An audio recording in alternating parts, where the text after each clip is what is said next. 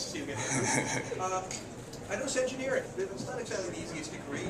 So when I see Josh Owens from the Stanford basketball team, could be a first-round pick, also engineering. How do you guys do it? I'm just kind of curious if the balance all that. I think you have very accommodating professors at Stanford, and I think they encourage you to try and do well in all facets of life, whether it's socially, athletically, academically. So good professors, and it's I guess it's a good good place to be.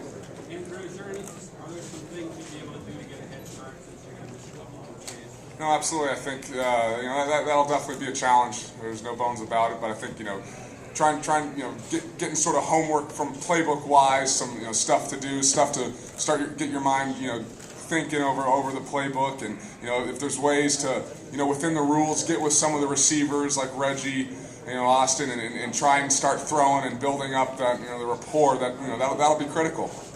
You think some of those guys will come out to Palo Alto over the next couple of days? I don't know if it's Palo Alto, I don't know if it's Miami, wherever it is, but it's something that we'll definitely have to consider. Talk about your thoughts of the pressure of replacing the Hall of Famer. Yeah, there's Peyton Manning, arguably the greatest ever. He was my football hero growing up. I realize you don't really replace a guy like that. How can you? Those shoes to fill are huge, but I know I'm not going to go crazy trying to do everything that Peyton did. I realize different personalities, so I'll put my best foot forward.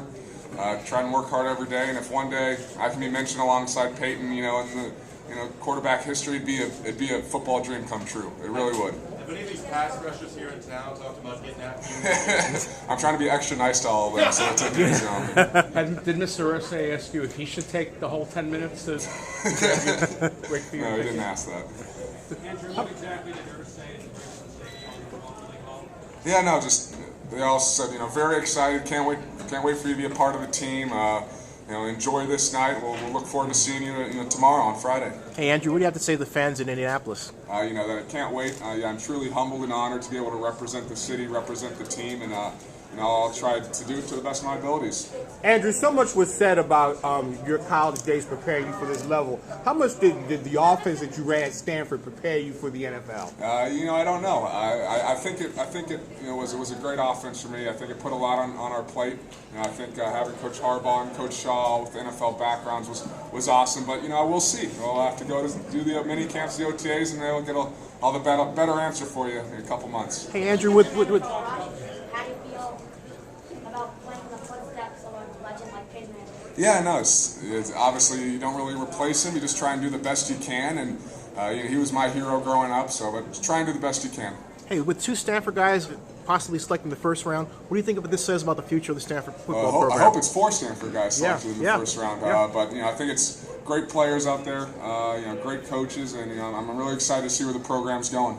Andrew, has Peyton given you any advice about how to start your career with the team that is essentially starting over? No, he is not. I reached out to him for advice when I came back to school for my senior year, but I haven't really talked to him since then. Andrew, are you glad they made it quick and they didn't use the whole 10 minutes? Yes, I am. You'd be laughing a lot at that. Oh, first season being kind of funny. Did he say something humorous? I can't think of anything specific, but yeah, I think more laughing, excited laughing.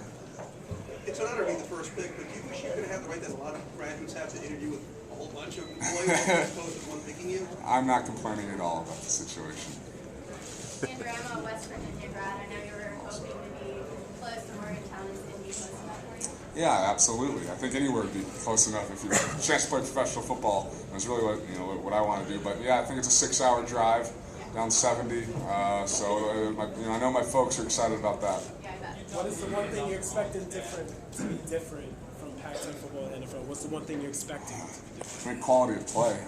It's the NFL. It's the best. So I think just overall quality, or the speed of the D linemen, or the athletic ability of the DBs. So overall quality. Besides Dad, who was your favorite quarterback growing up? It was Peyton. What's the first thing you're going to buy?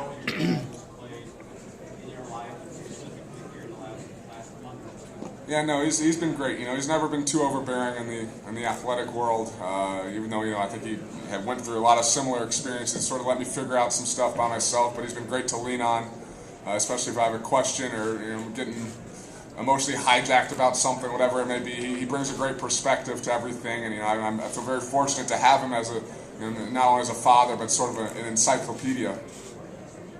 Andrew, first big purchase, what's it going to be? I'm not sure. I think I got to get an apartment or a house or something, so I'll start there. How about a new phone? I'm resisting. Any endorsement deals yet? Griffin was signed to be with Subway. I was kind of curious. I'm with Nike. Andrew, talk about the pressure of the place to be, man. What's it like following in such a big year, trying to control expectations? Those kind of numbers.